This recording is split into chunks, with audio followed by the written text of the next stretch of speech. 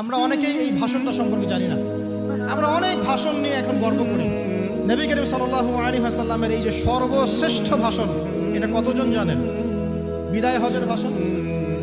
কতজন জানেন বিদায় হজের ভাষণে নবী সাল্লাল্লাহু আলাইহি ওয়াসাল্লাম কি বলেছিলেন উম্মতকে?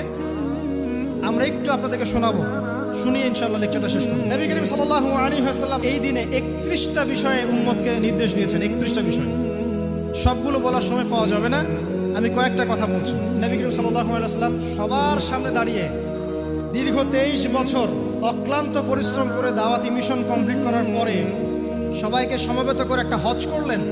হজ করার পরে তিনি গুরুগম্ভীর কণ্ঠে বলছেন, হৃদয়ের সমস্ত আবেগ বের করে দিয়ে বলছেন, হে জনগণ, আইয়ুহান নাস, হে জনগণ, আমি জানি না আজকের পর তোমাদের সাথে আমি কখনো মিলিত হতে পারবো কিনা। একটু চিন্তা করেন, সাহাবীরা সামনে দাঁড়িয়ে আছেন, নবীজি দাঁড়িয়ে এই কথাটা বলছেন, হে জনগণ, আমি জানি না আজকের পরে আমি তোমাদের সাথে মিলিত হতে পারবো কিনা। অতএব যে ব্যক্তি আজকে আমার এই কথাগুলোকে স্মরণ রাখবে, সে যেন অন্যের কাছে এই কথাগুলো পৌঁছে দেয়।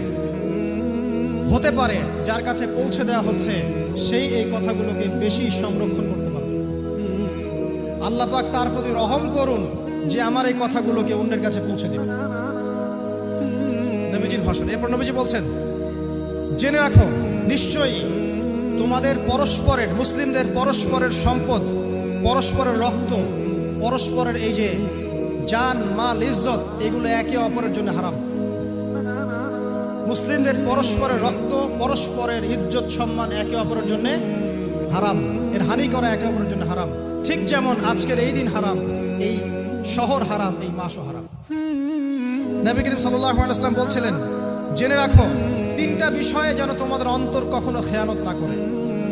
3টা বিষয়ে তোমাদের অন্তর যেন কখনো খেয়ানত না করে। 1, তোমরা যে কাজটাই করবা শুধু আল্লাহ পাকের সন্তুষ্টির জন্য করবে। তোমরা যে কাজই করবে শুধু আল্লাহর সন্তুষ্টির জন্য করবে। তোমাদের শাসক বর্গের কল্যাণ কামনা করবে।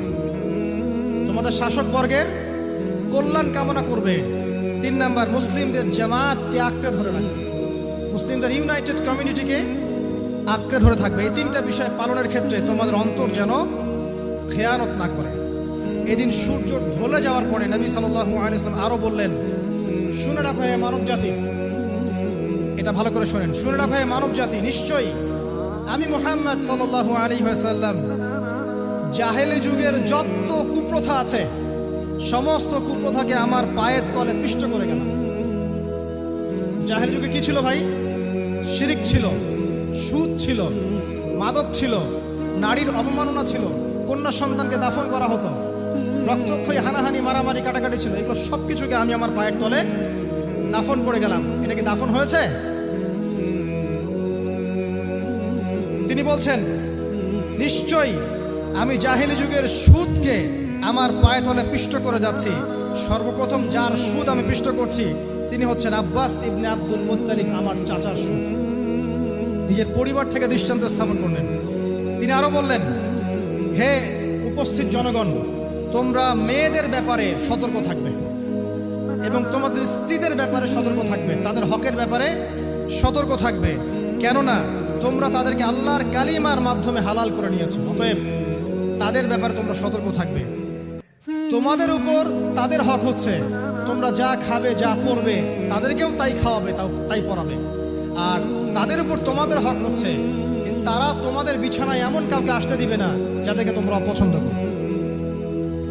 নবী করিম সাল্লাল্লাহু আলাইহি ওয়াসাল্লাম আরো বলছেন, এই দিন, আইয়ুহান নাস, মানব জাতি, তারাকতু ফিকুম আমরাইন, জেনে রাখো আমি তোমাদের সামনে মাত্র 2টো বস্তু ছেড়ে গেলাম। কয়টা বস্তু? লান তাদিল্লু মা তামাসসাকতুম বিহিমা, তোমরা কোনোদিন পথভ্রষ্ট হবে না যতদিন এই 2টা বস্তুকে আঁকড়ে ধরে থাকবে। কিতাব আল্লাহ, আল্লাহর কিতাব, ওয়া সুন্নতি নবীহি, এবং তার নবীর সুন্নাহ।